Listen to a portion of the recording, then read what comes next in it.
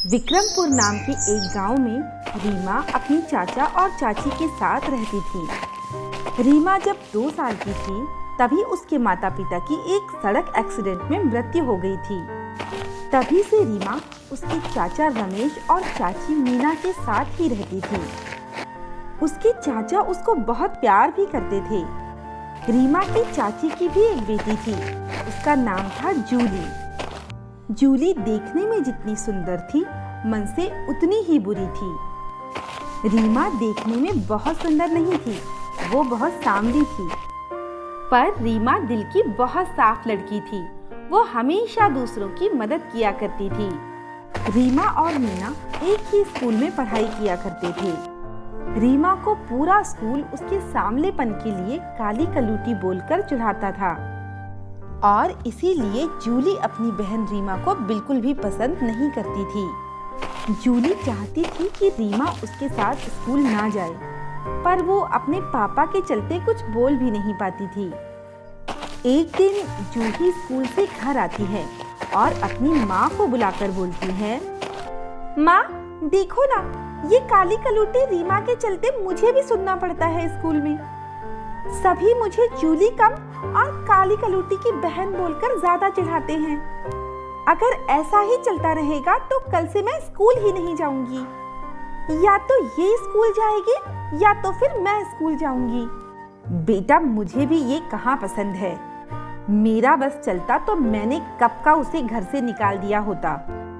तेरे बापू के चलते मैं चुप हूँ। उसको कुछ बोलने जाओ तो तेरे बापू को बुरा लग जाता है। माँ मेरे पास एक सुझाव है। कल ना आप उसको बोलना कि आपकी तबीयत खराब है, तो आप काम नहीं कर पाएंगी और घर का काम उसी को करना होगा।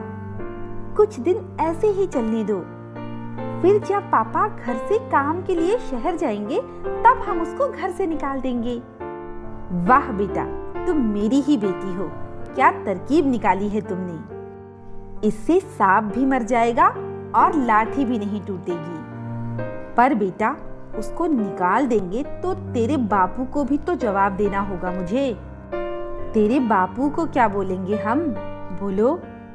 माँ पापू को बोल देंगे कि उसके स्कूल में बहुत दोस्त हैं, उनमें से कुछ के घर तो शहर में भी हैं।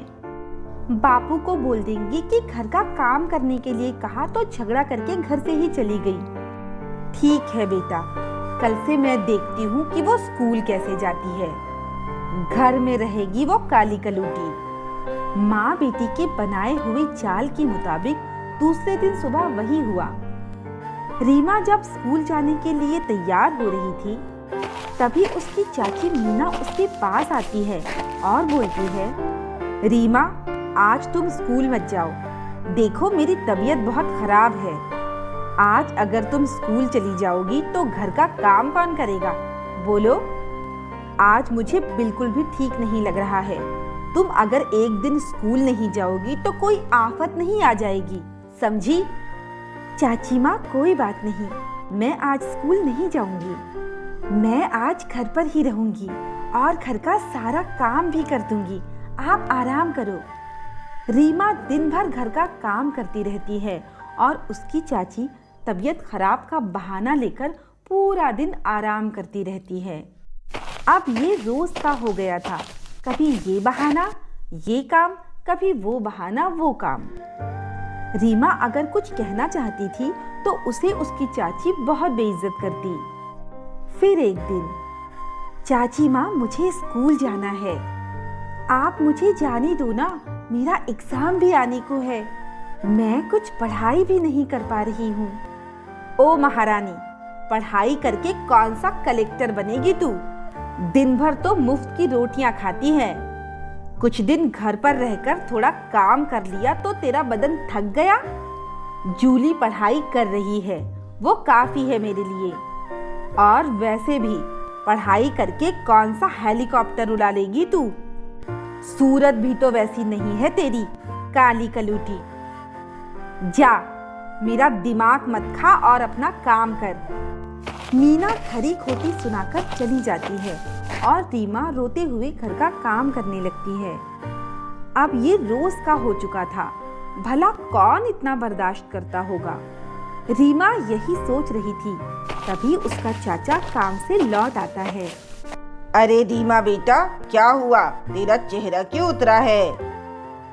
कुछ हुआ है क्या? बताओ, कुछ चाहिए मेरी बच्ची को? नहीं चाचू, सब कुछ ठीक है, मुझे कुछ नहीं चाहिए। आप जल्दी आ गए ना, यही बहुत है। रीमा बेटा, चाची को बुलाना जरा।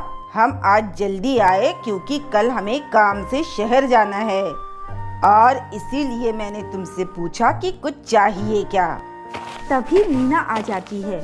मीना को देखकर रमेश कहता है, सुनो मीना, मुझे 3 दिन के लिए जरूरी काम से शहर जाना होगा और कल जूली बिटिया का बर्थडे भी है। मैं रह नहीं पाऊंगा और अगर ना जाऊं तो काफी नुकसान होगा। फिर मैं जूली बिटिया के लिए बहुत अच्छा गिफ्ट लेकर आऊंगा शहर से। दूसरे दिन रमेश सुबह सुबह शहर चला जाता है और उस दिन जूली का बर्थडे भी था। जूली अपने जन्मदिन के मौके पर अपने सभी दोस्तों को बुलाती है। इधर उसके सभी दोस्त खाना खा रहे थे तो रीमा जूठे बर्तन साफ कर रही थी। अचानक जूली की एक दोस्त की नजर रीमा पर जाती है तो वो रीमा को देखकर कहती है, अरे जूली, ये तेरे घर की नौकरानी है क्या? अरे हम तो सोचते थे ये तेरी बहन है। हम ही लोग गलत थे, कहाँ तू और कहाँ ये। सभी रीमा के बारे में उल्टी सीधी बातें करते हैं और जोर जोर से रीमा पर हंसते हैं। रीमा अब और बर्दाश्त नहीं कर पाई तो रोते हुए अपने कमरे में चली गई। रीमा रात भर सो नहीं पाई। जब सुबह हुई तो रीमा रात के बचे हुए खाने से 2 रोटी लेकर बिना कुछ सोचे समझे जंगल की तरफ निकल पड़ती है। कुछ दूर जाने के बाद रीमा एक पेड़ के नीचे बैठकर ये सोचकर रोने लगती है कि वो अब कहाँ जाए और क्या करे। वो ईश्वर से सब कुछ ठीक कर देने की विनती करती है कि तभी उसको एक बूढ़ी औरत की आवाज आती है। बूढ़ी औरत उसके पास आकर बोलती है, बेटा, मैंने 2 दिन से कुछ नहीं खाया, मैं बहुत भूखी हूँ। अगर तुम्हारे पास कुछ खाने को हो तो मुझे दे दो। हाँ है ना, ये लीजिए, मेरे पास 2 रोटी है, आप इसे खा लीजिए। पर आप मुझे ये बताइए कि आप इस जंगल में क्या कर रही हैं? तभी बूढ़ी औरत अपने असली रूप में आ जाती है। असल में वो बूढ़ी औरत एक परी थी जो अच्छे और लाचार लोगों की मदद करती थी। मदद करने से पहले वो लोगों को परख लेती थी कि इंसान सही है या गलत। रीमा, मैं तुम्हारे हर दुख से वाकिफ हूँ, पर आज से तुम्हारा हर दुख दूर होगा और तुम जिस सांवलेपन के कारण लोगों से ताने सुनती थी वो तुम्हारे लिए आशीर्वाद होगा। ये लो जादुई आईना, इस आईने से बहुत सारे काम हो जाएंगे। तुम इसे ले जाओ और इससे गरीब लाचार लोगों की मदद करना शुरू करो। इस आईने की मदद से हर बीमारी ठीक हो जाएगी। जिसकी खेती नहीं होगी उसकी फसल अच्छी हो जाएगी। तुम जो बोलोगी वो हो जाएगा, बस तुम इसे लेकर जाओ। पर एक बात याद रहे, तुम अगर इस आईने का गलत इस्तेमाल करोगी तो इसकी शक्ति नष्ट हो जाएगी और अगर कभी तुम्हें मेरी जरूरत हो तो इस आईने को 3 बार खींचना, मैं आ जाऊंगी। रीमा अपने घर वापस आ जाती है और किसी को बिना कुछ बोले आईने को चुपचाप से रख देती है। और गांव में अगर किसी को कुछ प्रॉब्लम हो तो रीमा सबकी मदद करती है।